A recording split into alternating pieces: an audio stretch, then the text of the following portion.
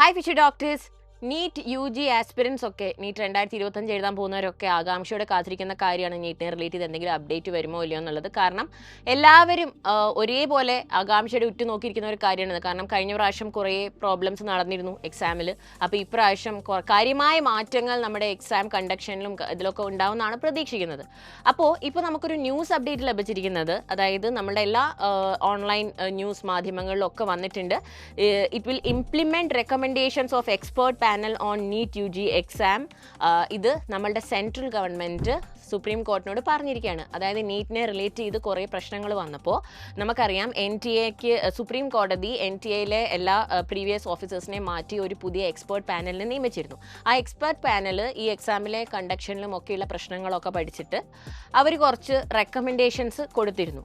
അപ്പോൾ ആ റെക്കമെൻഡേഷൻസ് ഇപ്പോൾ സെൻട്രൽ ഗവൺമെൻറ് അത് നടത്തിപ്പാക്കാൻ റെഡിയാണെന്നാണ് പറയുന്നത്. മെയിൻലി നമ്മുടെ ഹെൽത്ത് മിനിസ്ട്രിയും എഡ്യൂക്കേഷൻ മിനിസ്ട്രിയും കൂടി കൺസോളിഡേറ്റഡ് ആയിട്ടാണല്ലോ ഇങ്ങനെയുള്ള ഡിസിഷൻസ് ഒക്കെ എടുക്കുന്നത്. അപ്പോൾ അത് അവർ നടപ്പിലാക്കുമെന്നാണ് ഇപ്പോൾ സുപ്രീം കോർട്ടിനെ അറിയിച്ചിരിക്കുന്നത്.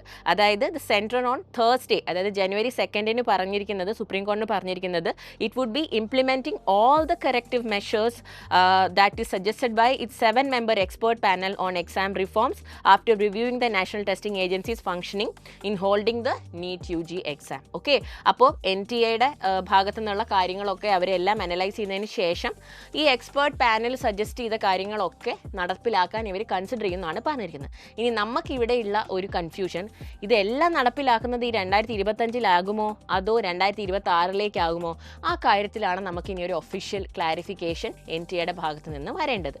അപ്പോൾ നമുക്കറിയാം ഈ ഒരു 7 കീ റെക്കമെൻഡേഷൻസ് ആയിരുന്നു. ഒരു വലിയൊരു റിപ്പോർട്ട് സബ്മിറ്റ് ചെയ്തിരുന്നു നമ്മുടെ ഈ എക്സ്പേർട്ട് പാനൽ. അതിൽ 7 കീ റെക്കമെൻഡേഷൻസ് ആണ് ഇവർ പറഞ്ഞിരുന്നത്. അതെന്തൊക്കെയാണെന്ന് വെച്ചിട്ടുണ്ടെങ്കിൽ, ഒന്ന് shift to online and hybrid exams, അതായത് ഓഫ്ലൈൻ നടത്താതെ ഓൺലൈൻ മോഡിൽ കമ്പ്യൂട്ടർ ബേസ്ഡ് ടെസ്റ്റിലേക്ക് നടത്തുക. ഇപ്പോൾ നീറ്റ് എക്സാം ഓഫ്ലൈൻ ആകുമ്പോഴാണ് പേപ്പർ ലീക്കേജ്, അങ്ങനെ ഒരുപാട് ഇഷ്യൂസ് വരുന്നത്. അപ്പോൾ അത് ഏറ്റവും കംഫർട്ടബിളായി കുട്ടികൾക്ക് എഴുതാവുന്ന രീതിയിൽ കമ്പ്യൂട്ടർ ബേസ്ഡ് എക്സാം ആക്കുക.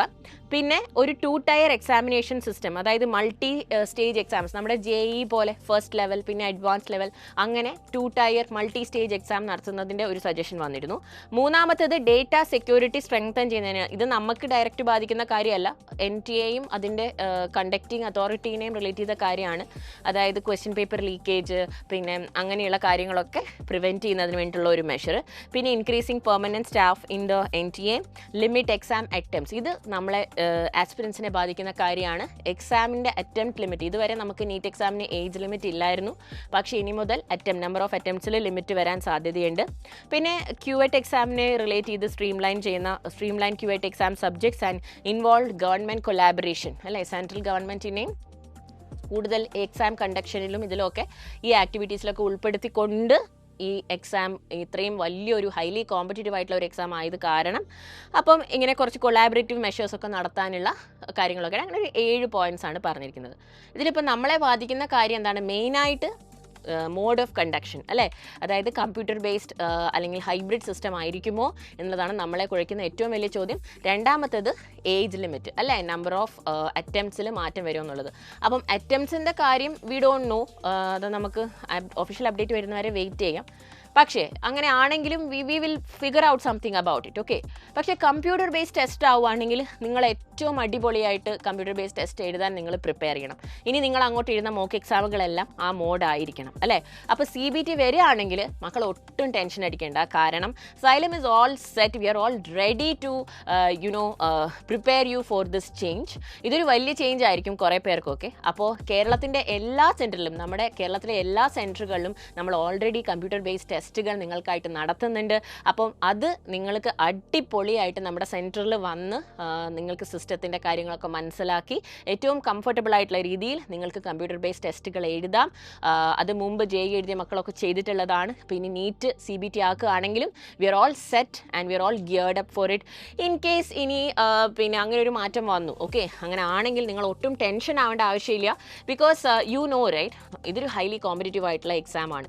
അപ്പോൾ നമ്മൾ എല്ലാ രീതിയിലും വെൽ സെറ്റ് ആയിട്ട് പോകണം. മുമ്പ് നമ്മൾ പേപ്പർ ബേസ്ഡ് എഴുതിക്കൊണ്ടിരുന്നപ്പോൾ OMR ഫില്ല് ചെയ്യുന്നത് അങ്ങനെ കുറേ കാര്യങ്ങൾ നമ്മൾ ഒരുപാട് പ്രാവശ്യം പ്രാക്ടീസ് ചെയ്തിട്ടാണ് പോയിരുന്നത്.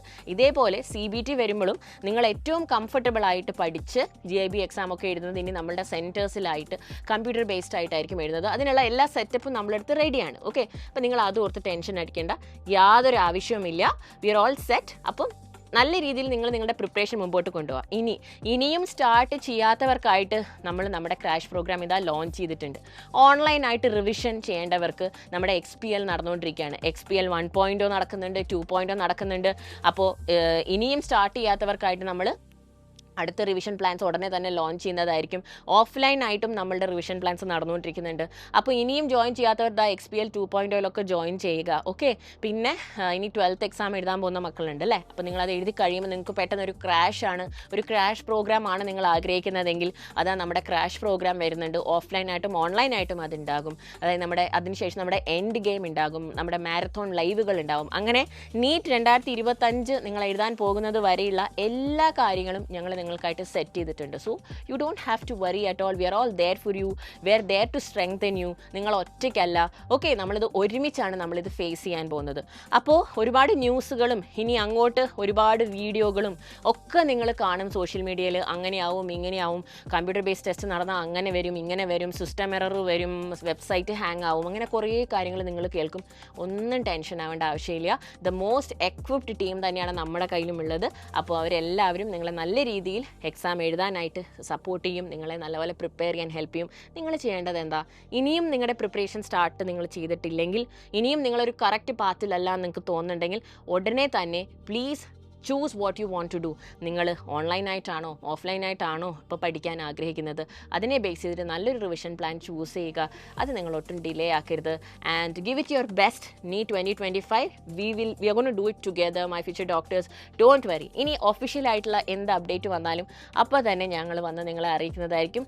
So wishing you all the very best. By.